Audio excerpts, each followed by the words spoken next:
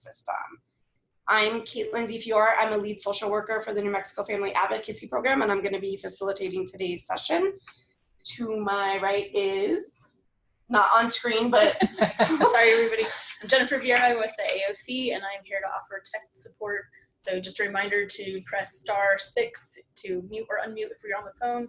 And if you're on the video, just remember again to unmute or mute yourself as you participate.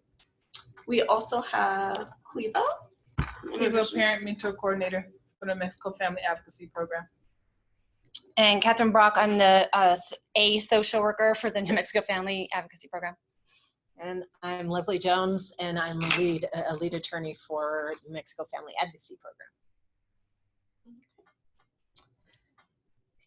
So there may be a couple of other things we have. Remind people. Remember to please introduce yourselves in the chat so that we know who participated in today's session. You can contact Jen throughout if you have any technical issues.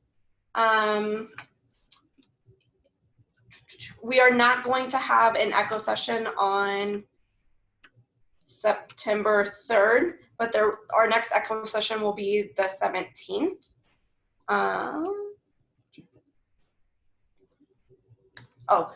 Our workshop today is presented by Leslie Jones and Kathryn Brock. Leslie is the New Mexico Family Advocacy Program lead attorney. She has been in private practice since October of 1993, working primarily in the areas of abuse, neglect, adoption, and domestic relations. She began serving as guardian ad litem for children in abuse and neglect cases in the 2nd Judicial District through Advocacy, Inc. in 1994 and served on their legal committee and on their training subcommittee. Since 1994, she has been one of several contract attorneys in the 13th Judicial District, serving as guardian ad litem, youth attorney, or attorney for respondents in abuse and neglect cases in Sandoval County. She is currently the lead attorney with the New Mexico Family Advocacy Program. Kathryn Brock is our other presenter for today. She is a licensed master's level social worker. She received her master's degree from New Mexico State University and now works as a social worker for the New Mexico Family Advocacy Program. Kathryn works with attorneys, parent mentors, and clients as part of the parents' interdisciplinary legal team. In this role, Kathryn works closely with parents, CYFD, and client providers to assist in alleviating the causes and conditions that brought children into the state's custody. Kathryn has also worked previously as a CASA volunteer and therapist. The learning objectives for today's session are that participants will become more familiar with the principles of Cornerstone advocacy. Participants will learn how to use the interdisciplinary team members to provide information and insight that will support attorney advocacy for clients in and out of court. And participants will be directed to specific areas of the law that provide opportunities for advocacy and some tools to use to advocate for their clients. Thank you. I'm gonna share screen.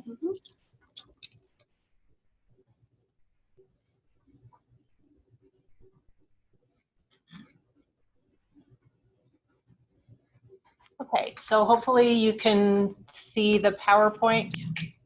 Yeah, okay. Okay, so legal advocacy for achieving Cornerstone principles.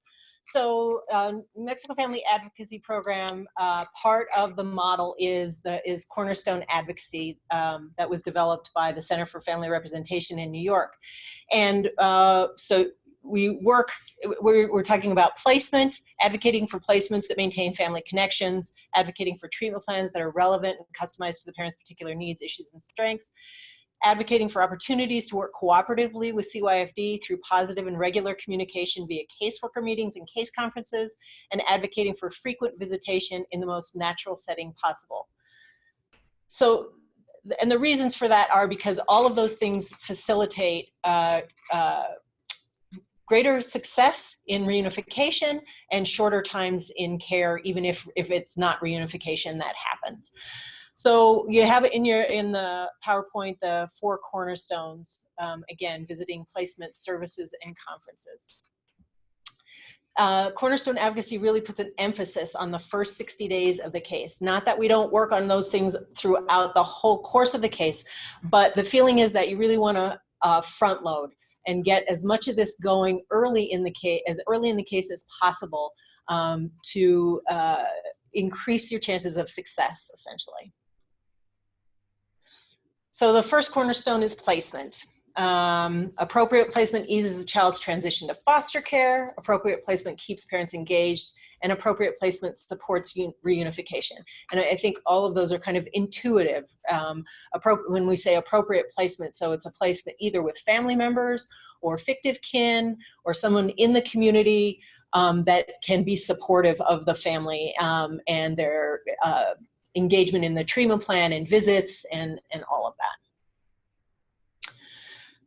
So we're going to talk about these things, about where to get that information as we kind of go through this. But what I want to emphasize is that that working as a team with the interdisciplinary team, get down with this. It's Renee. We need to mute. Yeah. Sorry, mute. Thank you, Renee.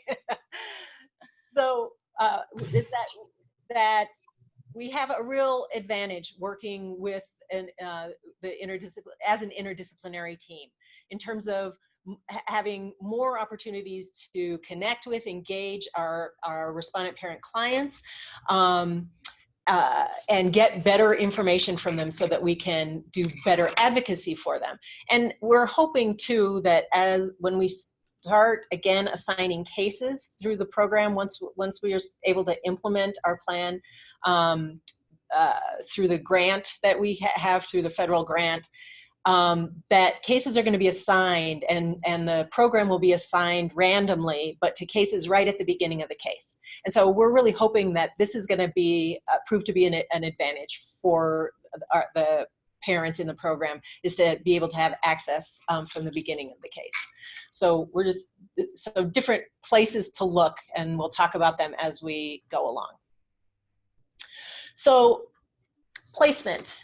I want to emphasize that there are 2 times in a neglect abuse case where the judge has discretion about placement, has authority about placement. And we've all heard, placement is at the discretion of CYFD, except that there are actually these 2 places where the statute specifies that the court has this authority. And I've included the custody hearing statute and the dispositional hearing statute in your materials. But at the custody hearing, you have the opportunity, you can argue as attorneys that there is not probable cause.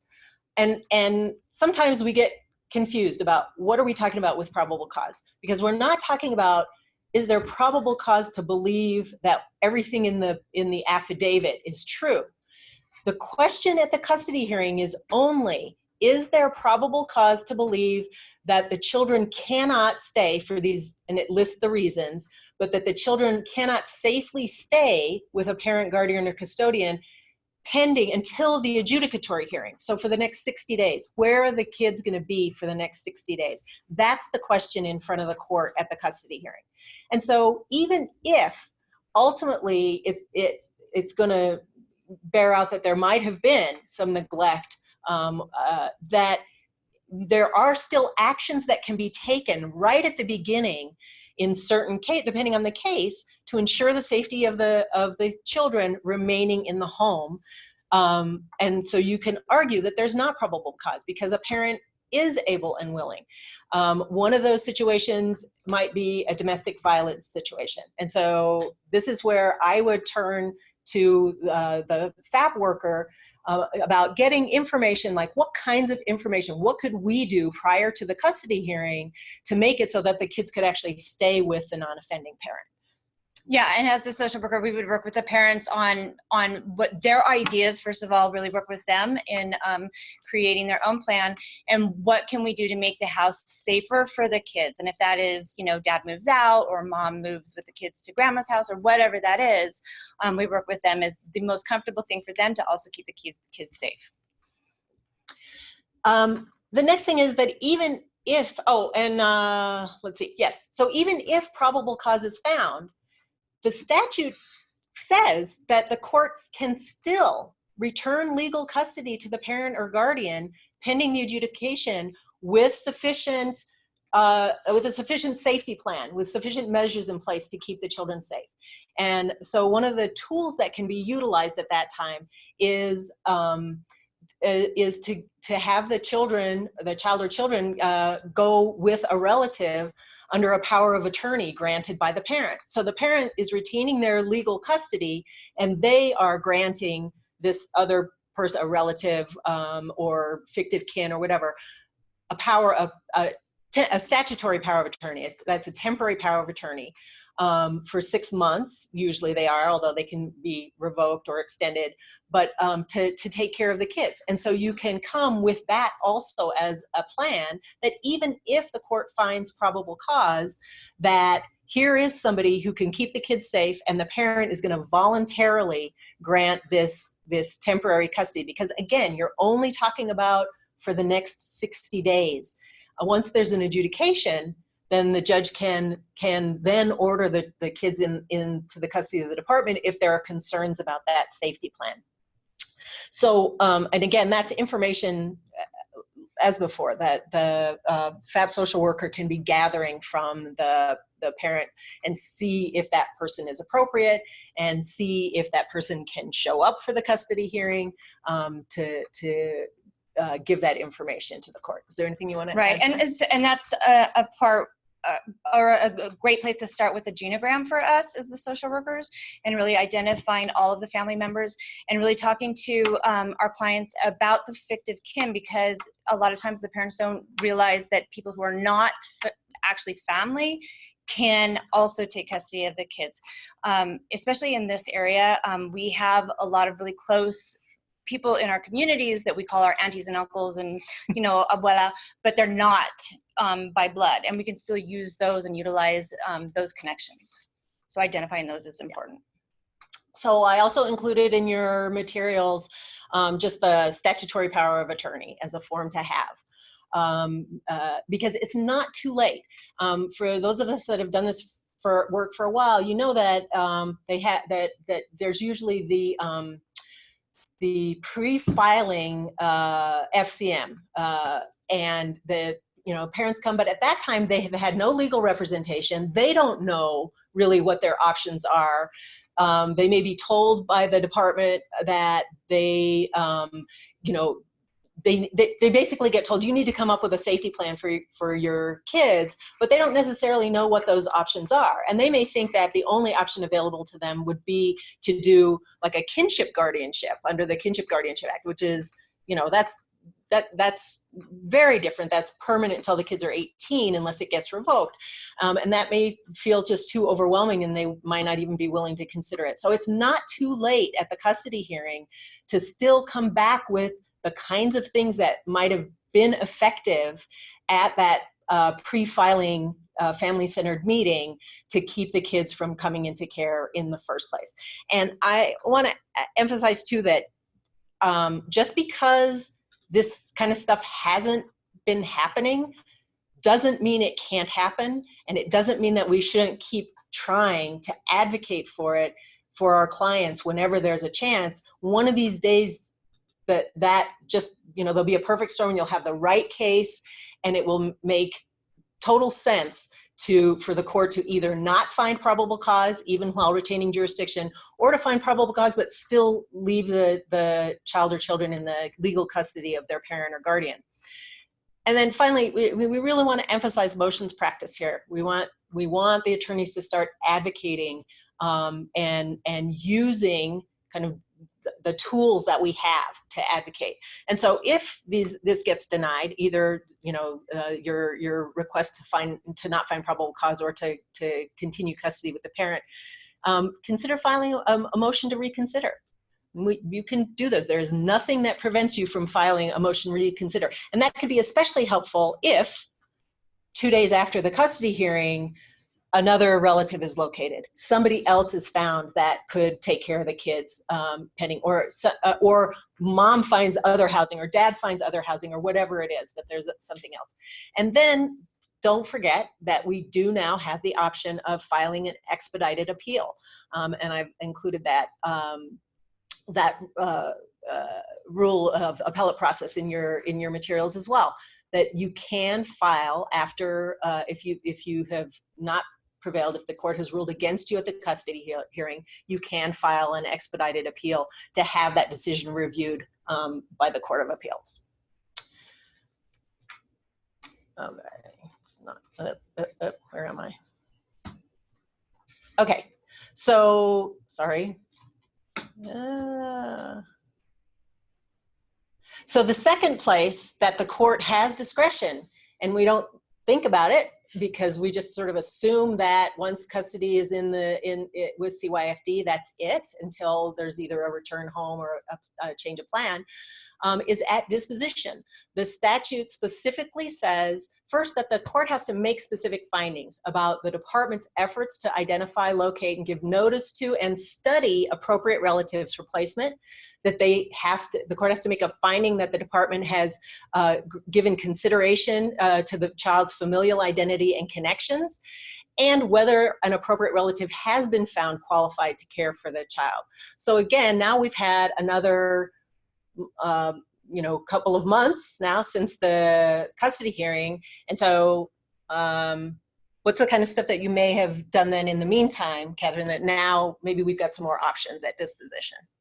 I think it's really the same thing, really looking at the family system and the different connections that the parents have out there. Also talking, like Leslie mentioned before, to the GAL. If there are older children in the case, they may have a voice as to where they prefer to be placed. And that's something that we could really focus on as well. So by statute, again, we just assume kid's going to stay in custody, but at disposition, the court has the authority to allow the child to remain with the parent or guardian with conditions, with safety conditions. So again, that's something that the FAP worker, parent mentor, you guys can be working on a safety plan. What could happen if the kids go home? What are the kinds of things that you would work on with a safety plan for kids going home? Well, and I think whatever the safety concerns were when the kids came in to care, right, we're going to work with the parents on that. How can we come up with a safety plan that the parents and the department will feel comfortable with? And I was going to say something else, but it fell out of my head. I think the safety organized practice now kind of it gives us a little bit of leeway there with what is, we can push for the department to prove to me that this isn't safe. Right. And exactly. So making things. That it's not just a worry or a risk, but there's actual safety issues present. Yeah. Yeah. Okay. The second thing is that the court can place the child under the protective supervision of the department. So even though the child stays in the legal custody of the department, the child can go home with protective supervision. So there's still under the supervision of the department, but can be back with the parents. Or it says that the court can transfer legal custody of the child to a non-custodial parent. So if there's a parent who's now been located, then that's another possibility to do that. And then when all else fails, at other times in the case, so it is true, for the rest of the case pretty much, it's the department that has discretion in placement. And so at that point, if you are really concerned about the placement not being appropriate, and you have learned as a team that there are appropriate placements, family placements or fictive kin or community placements for the child that can maintain the child's connection to the family and community, then file a motion to find an abuse of discretion in placement. And again, I want to say, just because those typically don't win doesn't mean don't do it. Keep doing it and keep fighting for that. The second cornerstone is services. And we all know about the kind of boilerplate treatment plans that we get for the families, and that basically often they're not really relevant to what's happening in the family. They're parts of it. There can be too much in there. They're overwhelming. What we want are creative and flexible services that are actually geared to the family's needs and strengths, and that are doable for the parents so that they can make progress. So the places to do that, most of us, again, we're not aware, we're not invited to, we're not aware of the initial assessment planning conference, but now with case assignment happening right at filing, that might be now an opportunity. We might have more opportunities, and especially for the FAP social worker or parent mentor to attend that initial assessment planning conference with the parent. And then next at the custody hearing. And the important thing I want to emphasize is assessments requested should be limited to addressing the reasons the child came into care. This is not an opportunity for the department to throw out a wide net and try to figure out everything that could possibly be wrong with this parent or family. They need to be focused on why the children came into care. So psychological evaluations, DV assessments, drug and alcohol assessments, random UAs, those should only be ordered if they're supported by evidence of need. And I would like, Kathryn, for you to talk about, because one of the things we often get is a psychological evaluation. So why would or wouldn't a psychological evaluation be appropriate? Well, again, it depends on the reasons that the kids came into care. Sometimes psychological evals are very appropriate, just to see where we can better put services into place to help the client. But other times it's just, again, it's a cookie cutter treatment plan that they throw out there. And so sitting down with the client first and talking to them, knowing their strengths, where they really see they could utilize the services, because if they're not getting anything out of it, it's a waste of everybody's time. So if we can really structure them to, okay, I really feel like I could do well with IOP. I don't need the inpatient. Okay, well, let's do that. Let's talk to the department and put that out there and see if we can do IOP instead of an inpatient treatment plan or substance abuse plan. I just recently had a case where, again, a cookie cutter thing, and the parenting classes seems to always be something that's on there.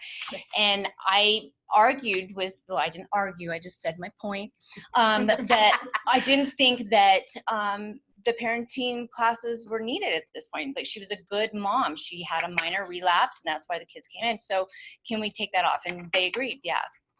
There's no reason for that. So I really working with the parents where their needs, and then working with the department where you seeing this family can really use services.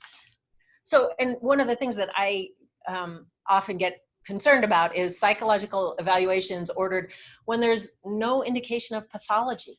I mean, just because somebody is in a relationship with domestic violence or has a dirty house doesn't mean that they have a pathology. And so I think we really have to think carefully about that, because the reality is that psychological evaluations are pretty intrusive. And you can end up with a lot of things that then, seem to become part of the treatment plan when they really have nothing to do with why the children came into care. So then the next is at the pre-adjudicatory meeting or mediation. So Kathryn, you want to talk about what kind of prep you do? Because this can be a really good opportunity to advocate strongly for a good treatment plan. So what kind of prep, and maybe Quiba, you can chime in too, what kind of prep do you do with parents for the pre-adjudicatory? Well, since pre-adjudicatory is something that we've never been a part of before, I can say what I will do in the future is I'll work with them on, first of all, the stresses that are going to happen in that room. How do we cope with what's going on in there? What are we going to wear? And what are the biggest points that you want to talk about? I think that's where I would come from. And I will work with them on I feel statements. How to address their concerns without being aggressive or personally attacking someone. Right. So that they can advocate for what they would like to see in the treatment plan, without having it, without what they want being ignored because of the way it was said. Right. Yes. Yeah. which I think happens a fair amount. So yeah, being able to go in prepared is really important to go into that pre-adjudicatory meeting or mediation, to try to get things in the treatment plan that the family feels would be needed. And that takes time. That takes time to kind of make those connections with the parent to find out. Maybe softball has been a big part of the family's activity historically. So maybe we need to ask to include in the treatment plan that parents can attend the kids' softball practices and games, things like that. And then at any point in the case, when it becomes apparent that the current services are not effective or productive, and that can happen, especially when we're talking about that big time between initial judicial review and initial permanency hearing, that 6-month period. And finally, if an agreement can't be reached, again, request a hearing and subpoena your witnesses.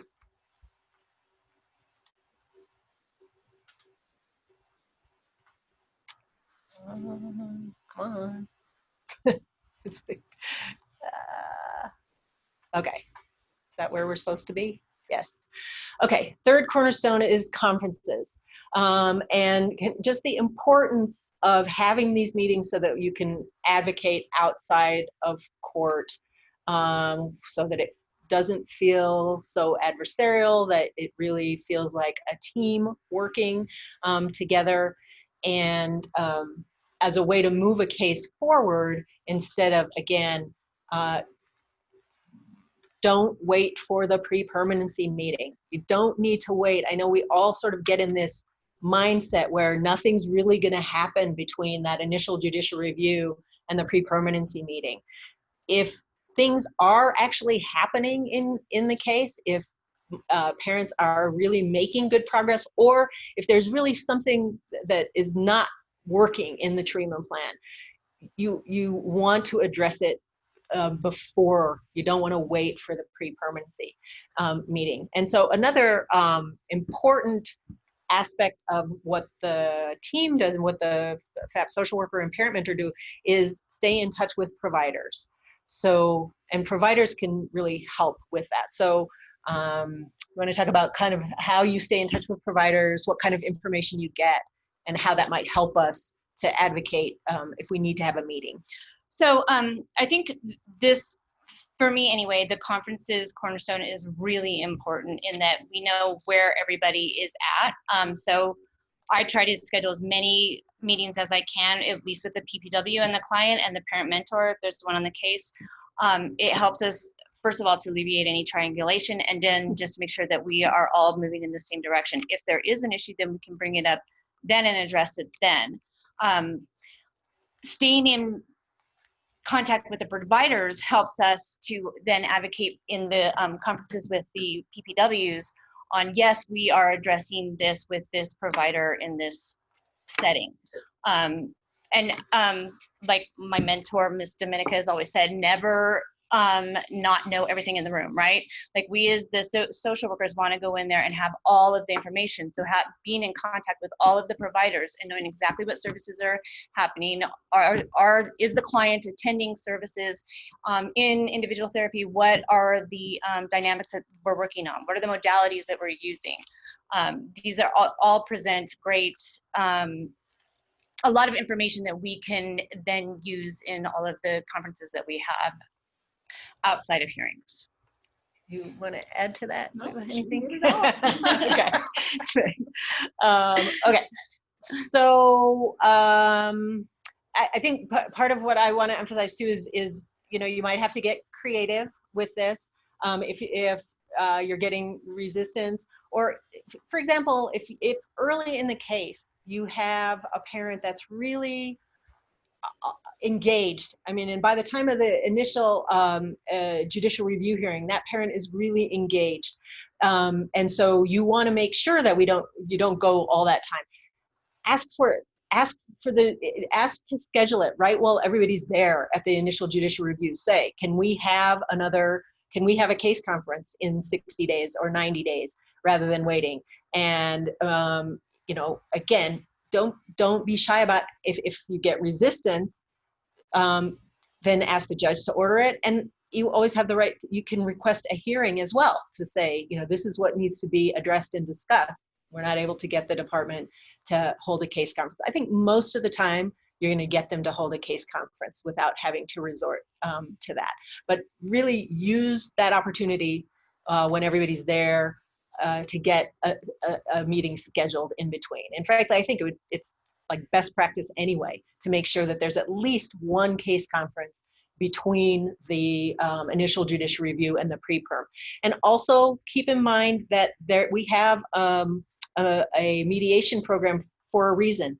If you're concerned that this meeting is really going to be contentious, if there's a real difference of opinion between the team and CYFD, ask to have a mediator come and provide the kind of that neutral person to balance the power a little bit and to make sure that everybody gets heard, and in particular that your client gets heard. Okay. Fourth cornerstone is visiting, and we actually have a fair amount of, not a fair amount, we have more flexibility in this than we used to have. One of the things that Cornerstone Advocacy uses is visitation monitors. We want there to be as many visits as possible. We want them to be meaningful. We want them to not just be in a tiny room, supervised, you know, watched through the glass, where there's really very little opportunity for genuine interaction and for actual parenting to go on. And we also know, I mean, that like statistically, we just know that parents who visit more, who get more visits and more visits in natural settings, do better in their treatment plans, stay engaged better, and are more successful. Also the other part is that visiting, and I think it's important sometimes, you know, we come at it from the parent's perspective, but we also have the genuinely the argument that it's better for the children to not go for these long periods of time without seeing their parent. The kids need to see their parents too. They worry, they want to know that they're okay, they want to know that they're going to see them again. And so we definitely have that argument as well, that that good visitation is also, a good and frequent visitation is also in the children's best interest, regardless of what the outcome of the case is going to be, because to maintain that relationship and that connection is important. So we want to make sure that we explore visit hosts. So let's see. So you want to talk about that, about finding visit hosts and what that looks like? So this is a good opportunity to use that, the genogram. You know, maybe there's an auntie that can't take the kids, but she can, you know, watch a visit and be a visit host for a couple hours a week. And so utilizing those as much as possible is a great benefit to our clients. Also talking with the department about what are our safety concerns outside of the department. If we want to have an unsupervised visit, then what are our concerns? And oftentimes there really aren't any. It's just kind of the blanket supervised in this room for 2 hours. And it's really difficult for anybody to be a parent in a fishbowl. So yeah, really working with the client on those outside sources on who can be a monitor, and then also with the department on what are our concerns and how can we alleviate those so that we can get to a place where we're having unsupervised visits. You want to talk about that too, Quiva? Do you have anything to add about visits? No, for parents? When it comes to visits, I work closely with the parents on after the visits and what that looks like for them, and controlling their emotions. And right. Okay. So one of the things that I would really like to have us start doing as advocates is to really push the presumption that the visits don't need to be supervised. I mean, we start out with the presumption that visits need to be supervised. And as Kathryn was talking about, have the department really lay out what are the actual safety concerns, not that you just want to observe just so that you can see what their parenting looks like, but what are the safety concerns with not having the visit supervised? And again, not just a family member, but community members. Like I said before about, if a family has been involved in sports, the department can touch base with the coach of the team and say, mom and dad are going to be coming. Here's my number. You can contact me if there's any problems. But in that kind of a public setting where there's all kinds of people around, I mean, really, what's the likelihood that there's a risk in that kind of a setting? Let's see, there was also, or like attending church together. Is there any reason, if the family has a connection to a church, is there any reason why they can't attend church together and have transportation?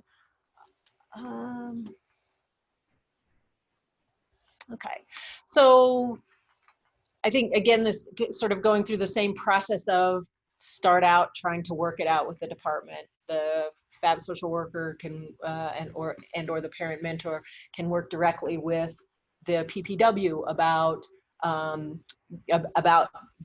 getting more visitation or having a particular visitation monitor.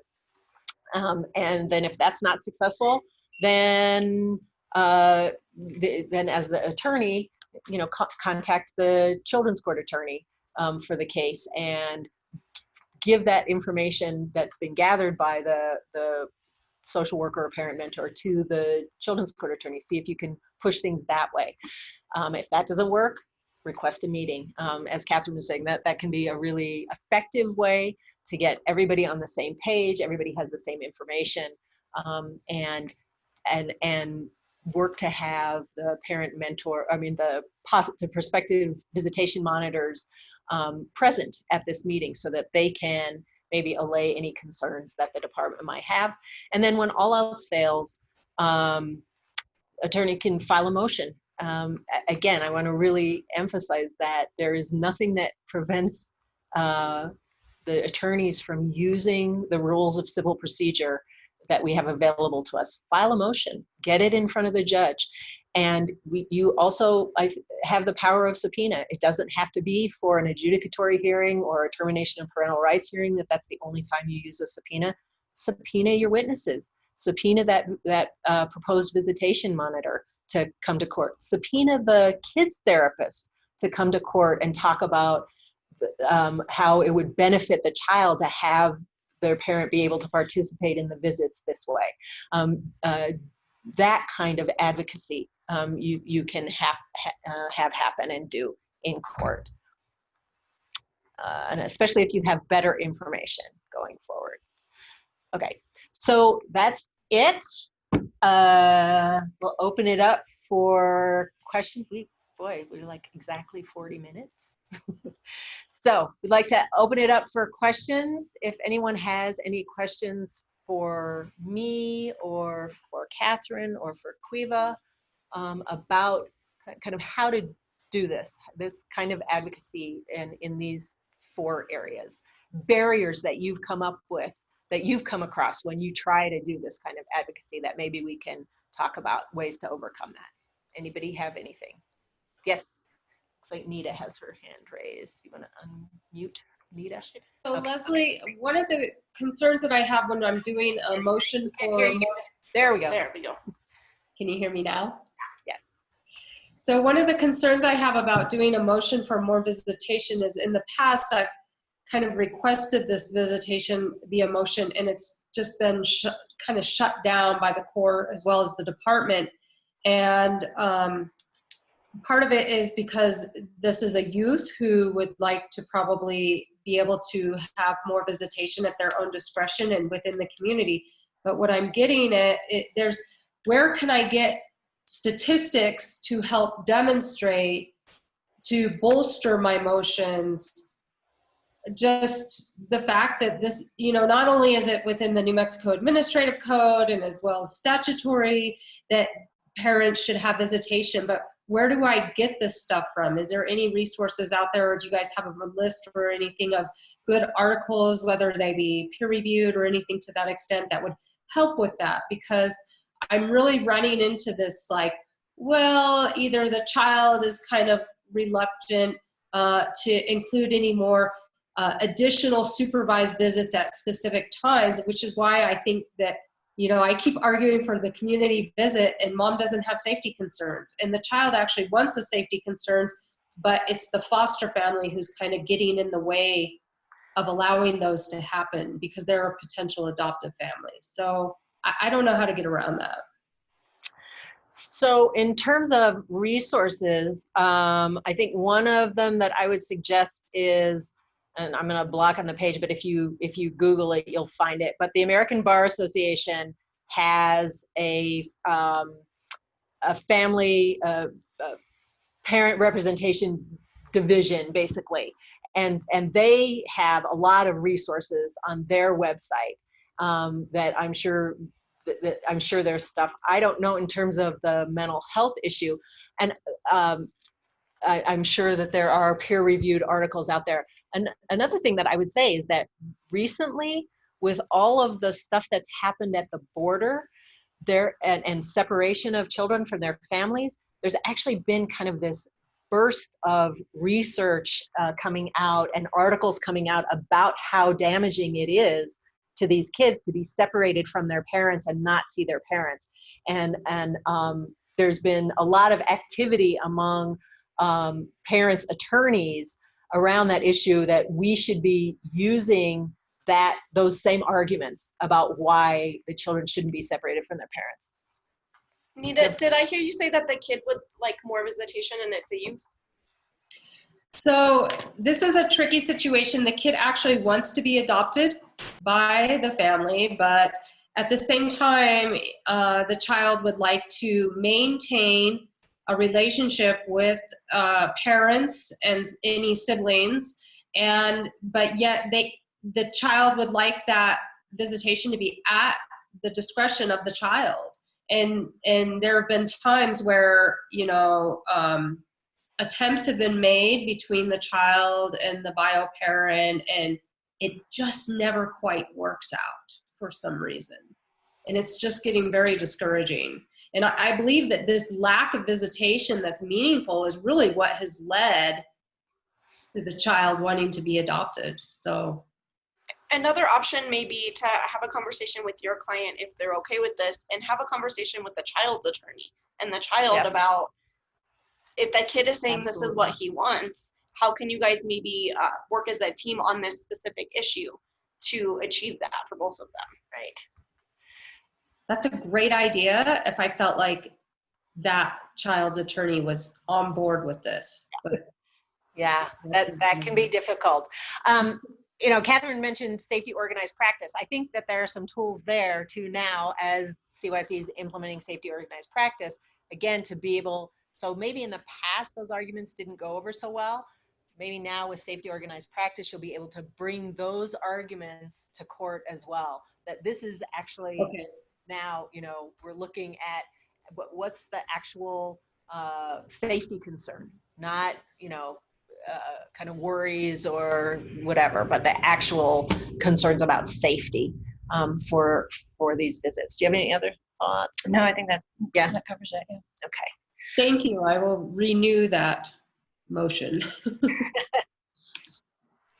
Anybody else? Does anybody else have any questions, comments, concerns? Hi, this is Megan.